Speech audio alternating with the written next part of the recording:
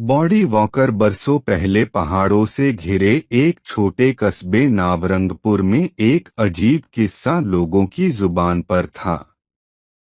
लोग कहते थे कि रात होते ही वहां कोई बॉडी वॉकर घूमता है। यह प्राणी इंसान तो लगता था, मगर उसकी आत्मा इंसान की न होकर कुछ और ही थी। कहा जाता था कि वह किसी भी व्यक्ति की आत्मा को उसके शरीर से निकालकर खुद उसमें प्रवेश कर सकता है। रहस्यमयी शुरुआत कहानी शुरू होती है अर्जुन से, जो कस्बे के पुराने सरकारी स्कूल में अध्यापक था। शांत, अनुशासित और बुद्धिमान अर्जुन गांव वालों के बीच बेहद सम्मानित था। लेकिन उसके जीवन में उन दिनों लगातार अजीब घटनाएं होने लगी थीं।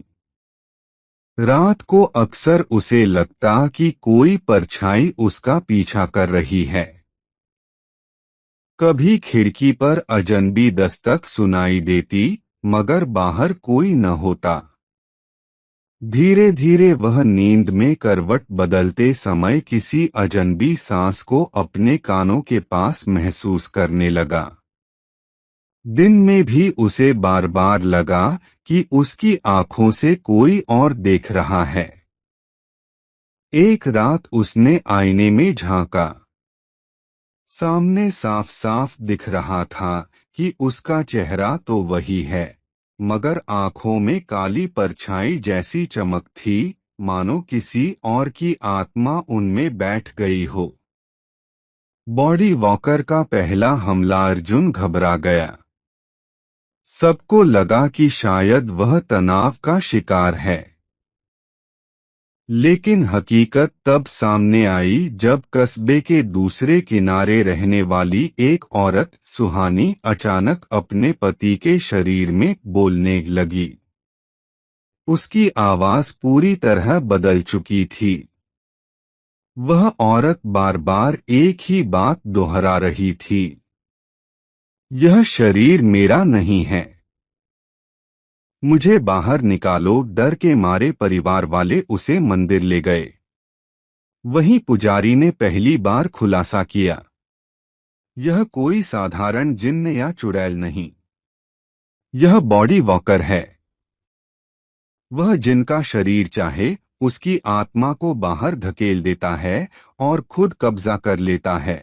2-3 रातों में ही कस्बे के 3 लोगों में एक जैसी स्थिति हो गई। कोई अपने बच्चों को पहचान नहीं पा रहा था, कोई अजनबी भाषा बोल रहा था। अर्जुन की जांच पड़ताल। अर्जुन, जो खुद परछाइयों से जूझ रहा था, तय करता है कि वह सच का पता लगाएगा। वह गांव के सबसे पुराने पुस्तकालय में जाता है। धूल में दबे ग्रंथों और ताम्रपत्रों में उसे पता चलता है कि सदियों पहले राजा वीरांगन की नगरी में एक तांत्रिक हुआ करता था, कालनेत्र।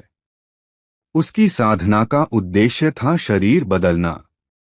कालनेत्र यह शक्ति प्राप्त कर चुका था कि वह मरे हुए या जीवित किसी भी इंसान के शरीर में अपनी चेतना डाल सके। राज्य के राजा ने उसकी शक्ति को अपवित्र समझकर उसे दंडित करना चाहा, मगर तांत्रिक मरते मरते शाप दे गया, मेरा अस्तित्व कभी न मिटेगा।